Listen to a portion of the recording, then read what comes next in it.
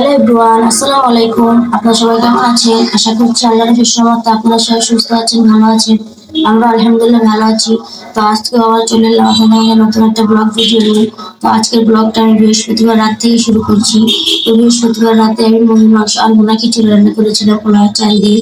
তো সেটা আপনাদের শেয়ার করছি, আশা করছি আপনাদের ভালো লাগবে। তো এখানে মুরগির মাংসটা আমি একবার মাখিয়ে বসিয়ে দিয়েছিলাম, তাই দেখাতে পারিনি। আর এখানে একটু পোলাও চালটা এখন ভেজে নিব খিচুড়ি রান্না করার জন্য, ভুনা খিচুড়ি রান্না করবো। তো সেখানে পরিমাণ মতো আদা রসুন হলুদের গুঁড়া লবণ মরিচের গুঁড়া সব ধরনের পরিমাণ মতো মশলা দিয়ে এখন এই চালটাকে ভালোভাবে ভেজে নিব। ভেজে তারপর গরম পানি করে রেখেছি, সেটা এই চালের মধ্যে দিয়ে দিব, দিয়ে এটাকে ভাপে দিয়ে দিবেন। তো আপনারা সবাই কেমন আছেন? আশা করছি ভালো আছেন।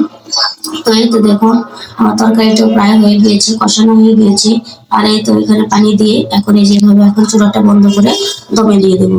আর এই তো তরকারিটার ফাইনাল লুক। আমি এভাবে একটু ঝোল ঝোল রান্না করছি, কারণ খিচুড়ি দিয়ে খাবো, সেই জন্য একটু ঝোল লাগবে, তাই একটু এভাবে ঝোল ঝোল নামিয়ে নেবো। আর এখানে খিচুড়িটা হয়ে গিয়েছে ভাপানো।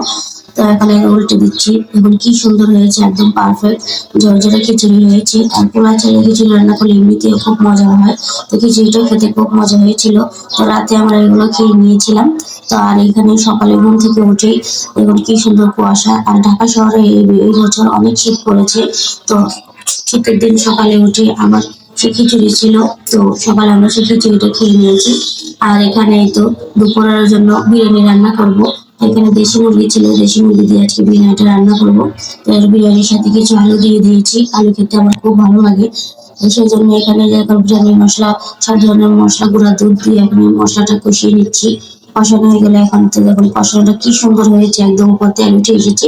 এখন আমি সবসময় রাঁধুনি রেডিমেড মশলাটা দিয়ে বিরিয়ানিটা রান্না করি। তো এখন মশলাটা কষানো হয়ে গিয়েছে। আর এখন এই মাংসগুলো দিয়ে দিয়েছি, এখন মাংসগুলো দিয়ে এগুলো সিদ্ধ হওয়ার জন্য অপেক্ষা করব। আর এই মাংসটা এখন ভালোভাবে কষিয়ে একদম সিদ্ধ করে নেব। তাই তো দেখুন মাংসটা ভালোভাবে কষিয়ে সিদ্ধ করা হয়ে গিয়েছে। এখন এটা চালটা দিয়ে এখানে একবারে চালটা দিয়ে দিচ্ছি, আলাদা করে চালটা ভাজি না আমি। তো এই তো চালটা দিয়ে এখন এটাকে ভালোভাবে মিশিয়ে নিব। তারপর পরিমাণ মতো পানি দিয়ে দমে রেখে দেবো। তারপর আমরা আবার এটা দুপুরে খেয়ে নেবো। তো শুক্রবারের দিন আপনারা সবাই জানেন আপনাদের ভাইয়ের অফিস ছুটি থাকে। তো আমরা সেদিন একটু স্পেশাল ভাবে খাওয়া দাওয়া করি। আর সারা সারা সপ্তাহ খাই অবশ্য, মানে যখন মন চায় তখনই খাই। তো এই তো এখন বিরিয়ানিটা কাঁচামরিচ দিয়ে দিয়েছি, এখন এই তো ভাপানো হয়ে গিয়েছে, এখন উঠতে দিচ্ছি। দেখুন বিরিয়ানিটা কি সুন্দর পারফেক্ট ঝরঝরা হয়েছিল। আর এখানে দেশি মুরগিতে রান্না করেছিলাম, সেই জন্য মাংসের পরিমাণটা একটু কম হয়ে গিয়েছিল। তো দুপুরে আমরা ওগুলো খেয়ে নিয়েছি। আর তো বিকেলে খাওয়ার জন্য আমি এখানে সবজি নুডলস রান্না করে নেবো। আর আজকে আপনাদের ভাইয়া বাড়িতে, সেই জন্য একটু নুডলস রান্না করে নিয়েছি। তো সে বেশি নুডলস খায় না, আমি বেশি খাই। তো এই তো এখন দেখুন কি সুন্দর হয়েছে নুডলসটা। তো এখানে এখন ডিমটা ভেজে নিয়েছি মরিচ পেঁয়াজের সাথে। তো এখানে এই সবজিগুলো দিয়ে দিয়েছি।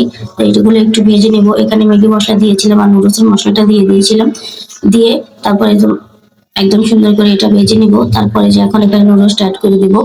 তো সবজি দিয়ে শীতের সময় নুডলসটা খেতে খুব ভালো হয়, সেজন্য একটু বেশি করে সবজি দিয়েছি।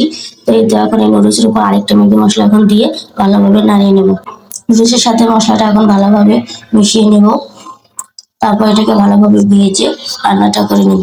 তো এই তো দেখুন নুডলসের ফাইনাল লুক কি সুন্দর হয়েছে দেখতে। তো আজকে ভিডিওটা এই পর্যন্ত। আল্লাহ হাফেজ।